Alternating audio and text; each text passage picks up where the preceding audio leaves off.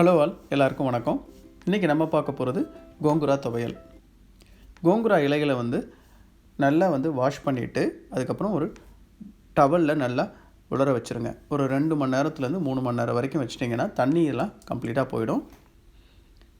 அதுக்கப்புறம் first dry roast பண்ணுவோம். இதுக்கு ஒரு பொடி அரைப்போம். அது என்னென்னு பார்க்கலாம்.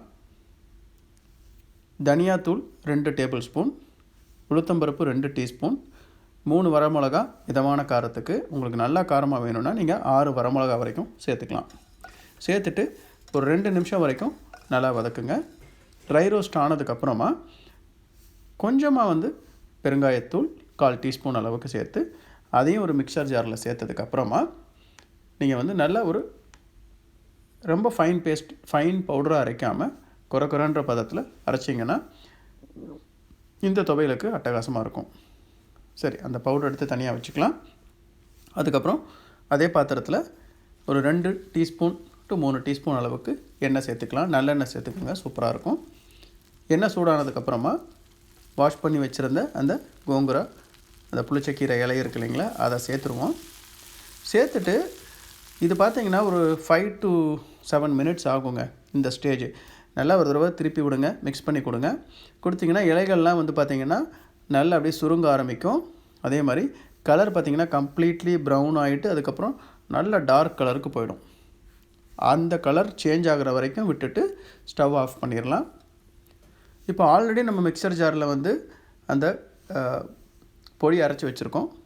அந்த பொடி கூடவே ஃபஸ்ட்டு பொடி அரைச்சிடும். அதனால தான், இல்லைனா நீங்கள் இப்போ எல்லாத்தையும் சேர்த்து ஒன்றா அரைச்சிங்கன்னா தனியாலாம் சரியாக அரைப்படாது. அதுக்காக பொடி அரைச்சிட்டு அது கூட இப்போ நம்ம வதக்கின இந்த கோங்குரா இலைகளை சேர்த்துடலாம். சேர்த்துட்டு தேவையான அளவு உப்பு, 3/4 டீஸ்பூன் அளவுக்கு உப்பு சேர்த்துட்டு கொஞ்சமாக தண்ணி தெளிச்சுட்டு அரைச்சிருங்க. நீங்கள் அரைச்சிட்டு அப்படியாகவும் சாப்பிட்லாம். அப்படி இல்லை எனக்கு ஒரு 10 நாள் 15 நாள் வரைக்கும் வச்சுருக்கணும்னு நினச்சிங்கன்னா அப்போ கொஞ்சமாக திருப்பி தாளிப்பு மாதிரி சேர்த்துக்கலாம். எண்ணெய் ஒரு 2 டீஸ்பூன் அளவுக்கு சேர்த்துட்டு கொஞ்சம் உளுத்தம்பருப்பு, கொஞ்சமாக கடுகு, அதுக்கப்புறம் வரமிளகா, வெங்காயம் சேர்த்திங்கன்னா அதுவும் சூப்பராக இருக்கும். ஒரு 6 சின்ன வெங்காயம் சேர்த்துக்கலாம். நீங்கள் எண்ணெய் இன்னும் கொஞ்சம் அதிகமாக வேணும்னாலும் சேர்த்துக்கலாம். சேர்த்துட்டு ஒரு 2 நிமிஷம் எல்லாத்தையும் நல்லா பெரட்டி மிக்ஸ் பண்ணி விட்டு அதுக்கப்புறம் ஸ்டவ் ஆஃப் பண்ணிடலாங்க.